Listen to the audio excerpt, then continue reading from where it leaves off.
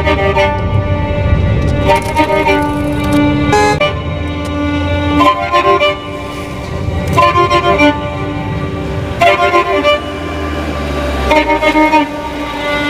का नाम तो आप तमाम लोगों ने सुना ही होगा। नेटो अमेरिका और यूरोपीय ममालिक के दरमियान एक फौजी और दिफाई इत्तेहाद है। 20वीं सदी में दुनिया में बेशुमार जंगें लड़ी भी, जिनमें 2 जंगें ऐसी थी जिसने पूरी दुनिया खास तौर पर यूरोप को यकसर तौर पर बदल के रख दिया। इन जंगों को पहले जंग अजीम और दूसरी जंग अजीम के नाम से जाना जाता है।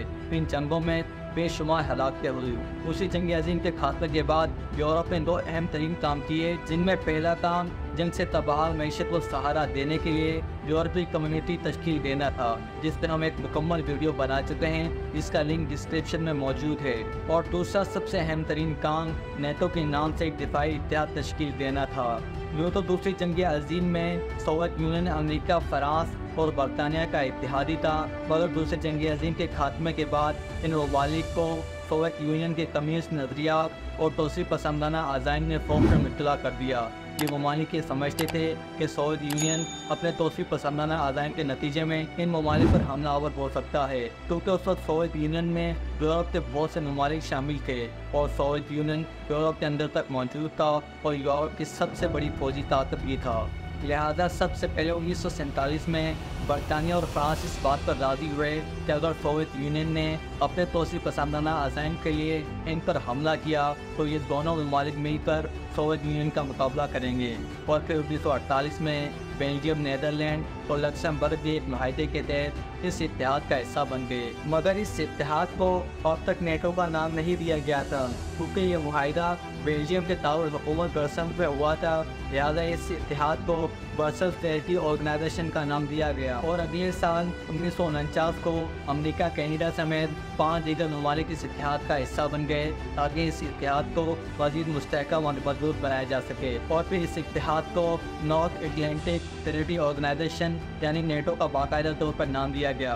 तो यही 12 ममालिक नेटो के फाउंडर यानी बानी अरकान भी कहलाए। नेटो के क़याम का बुनियादी मकसद उस वक्त के सोवियत यूनियन से निमटना था। इसके अलावा अपने रुकन ममालिक की आज़ादी, मुश्तरका विरसे और तहज़ीब की हिफाजत करना भी इस तंजीम के मकासद में शामिल था। मगर आप ये जान के हैरान रह जाएंगे कि जिसके खिलाफ नेटो को बनाया गया था, उसी सोवियत यूनियन ने यह तजवीज़ पेश की कि यूरोप में क़याम अमन के लिए सोवियत यूनियन को नेटो का हिस्सा बनाया जाए। मगर नेटो के अरकान ने इस तजवीज़ की शदीद मुखालफत की और इसके बाद सोवियत यूनियन को नेटो का हिस्सा ना बनाया जा सका। मगर फिर सोवियत यूनियन ने 7 दीगर ममालिक के साथ मिलकर एक अलग इत्तेहाद कायम कर लिया, जिसका नाम वार्सा पैक्ट रखा गया। शुरू में नेटो के अरकान की तादाद महज 12 ही थी, जो इसके बानी अरकान थे। 1952 में तुर्की और यूनान ने नेटो में शमूलियत इख्तियार की और सब जंग के खात्मे के बाद जब सोवियत यूनियन का शराबा बिखर रहा था, तो सोवियत यूनियन के टूटने के बाद मशक्क़ती बला के बहुत से ममालिक ने नेटो को ज्वाइन करना चाहा, तो नेटो ने तमाम ममालिक का खैर मकदम किया और इस वक्त नेटो के टोटल अरकान की तादाद 31 है। फिनलैंड 2023 में नेटो का रुकन बनने वाला आखिरी मुल्क है। इसके अलावा स्वीडन, यूक्रेन, जॉर्जिया और बोस्निया भी नेटो की रुकनीत हासिल करने के ख्वाहिशमंद हैं। बिलाशुबा नेटो इस वक्त दुनिया का सबसे बड़ा, मजबूत और ताकतवर मिलिट्री अलाइंस है। नेटो को जो सबसे ज़्यादा ताकतवर बनाता है वो इसका आर्टिकल 5 है, जिसमें कहा गया है कि एक रुकन ममालिक पर बैरूनी हमला तमाम ममालिक पर हमला तस्वुर किया जाएगा और तमाम ममालिक इस हमले का भरपूर जवाब देंगे। नेटो की ताकत का अंदाज़ा आप इस बात से लगा सकते हैं कि दुनिया की सबसे बड़ी 20 मैशतों में से लगभग 10 मैशतें नेटो का हिस्सा हैं और दुनिया के सफ़े अव्वल के दफाई बजट रखने वाले ममालिक में से कई ममालिक नेटो के मेंबर हैं। ऐसा हरगिज़ नहीं है कि सोवियत यूनियन के टूटने के बाद रूस बिल्कुल ही कमज़ोर हो गया हो, मगर हाँ आप इतना ज़रूर कह सकते हैं कि पहले के मामले में माशी और दिफाई लिहाज से रूस थोड़ा बहुत कमज़ोर ज़रूर हुआ है, मगर इस वक्त रूस दुनिया में एक बहुत बड़ी ताकत है। सलामती कौंसल में रूस को वीटो पावर के ज़रिए बेपनाह ताकत हासिल है, जिसके ज़रिए वो दुनिया के अहम तरीन मामलात में असरअंदाज हो सकता है। اور دفاعی لحاظ سے بھی روس اس وقت دنیا میں دوسری سب سے بڑی طاقت ہے۔ دنیا میں سب سے زیادہ جوہری ہتھیار اس وقت روس کے پاس ہی ہیں اور اس کے بعد دوسرا نمبر امریکہ کا آتا ہے۔ اس لیے ایسا ممکن ہی نہیں ہے کہ امریکہ اور یورپ ماسکو کی فکر کرنا ہی چھوڑ دیں۔ نیٹو کے ایک اعلیٰ فوجی افسر جمی شیا نے ایک دفعہ کہا تھا کہ سوویت یونین کے ٹوٹنے سے دنیا ایک پرسکون جگہ اور جنت بن جائے گی۔ ہم تمام اتحادی اپنے مسلح افواج کے بغیر ہی زندگی گزار سکیں گے اور دفاع کیے بغیر ہی رہ سکیں گے۔ مگر روس کی دفاعی طاقت اور اس کی جارحانہ پالیسیوں کی وجہ سے مغرب آج تک غیر مسلح نہیں ہو سکا ہے۔ روس نے اپنی جارحانہ پالیسیوں کے تسلسل کو جاری رکھتے ہوئے اپنے پڑوسی ملک یوکرین پر چند سال پہلے ہی حملہ کیا ہے، جو نیٹو کا رکن بننے کا خواہش مند تھا۔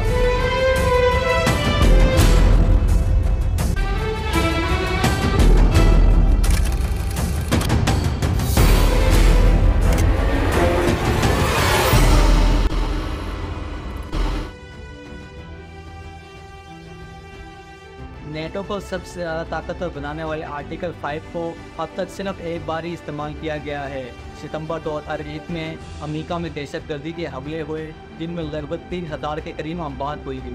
ان حملوں کو 9/11 کے نام سے جانا جاتا ہے، جس میں ہم ایک مکمل تفصیلی ویڈیو بنا چکے ہیں، جس کا لنک آپ کو ڈسکرپشن میں مل جائے گا۔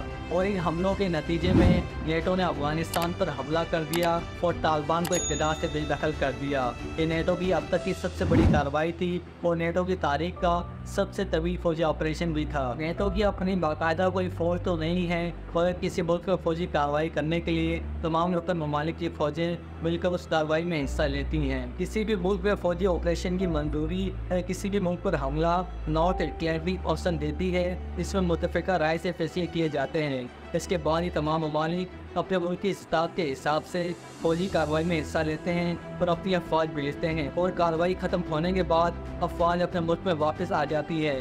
نیٹو میں سب سے بڑی فوج امریکہ کی ہے اور اس کے بعد دوسری سب سے بڑی فوج ترکی کی ہے۔ اسی طرح کسی فوجی آپریشن کے لیے افواج کے علاوہ پیسوں کی ضرورت پڑتی ہے تو تمام نیٹو ارکان مشترکہ طور پر فنڈ جمع کرتے ہیں، جس میں غریب ممالک کم اور امیر ممالک زیادہ حصہ ڈالتے ہیں۔ ان قیاس آرائیوں نے اس وقت جنم لیا جب نیٹو کے طاقتور ارکان نے نیٹو پر تنقید شروع کی، جس میں امریکہ، فرانس اور ترکی شامل ہے۔ فرانس کے صدر نے تو نیٹو کو دماغی طور پر مردہ قرار دیا۔ اسی طرح ترکی کی شام میں کچھ فورسز کے خلاف فوجی کارروائی کے نتیجے میں یورپی یونین نے ترکی کو اسلحے کی فروخت پر پابندی لگا دی۔ ترکی پر اسلحے کی فروخت کی پابندی لگانے والوں میں 22 ممالک نیٹو کی ارکان تھے۔ اس پر ترکی کے صدر طیب اردوغان نے نیٹو پر شدید تنقید کی۔ اس کے علاوہ سابق امریکی صدر ڈونلڈ ٹرمپ نیٹو کو چھوڑنے اور نیٹو کو ختم کرنے کا بھی کہہ چکے ہیں۔ 2016 میں ڈونلڈ ٹرمپ نے نیٹو کو فرسودہ کہا اور کہا کہ اگر نیٹو ٹوٹ جائے تو انہیں سے کوئی مسئلہ نہیں، کیونکہ امریکہ دفاعی لحاظ سے دنیا کا سب سے طاقتور ملک ہے جو اپنا دفاع کرنا بخوبی جانتا ہے۔ اس کے علاوہ ٹرمپ نے یہاں تک کہا کہ کسی کی اتحادی پر حملے کی صورت میں امریکہ اس کا دفاع کرنے کا کسی طور پر پابند نہیں۔ 2018 میں ڈونلڈ ٹرمپ نے ایک ٹویٹ کیا کہ امریکہ نیٹو میں تمام ممالک میں سب سے زیادہ خرچ کر رہا ہے، یہ کسی بھی طور پر مناسب اور قابل قبول نہیں ہے۔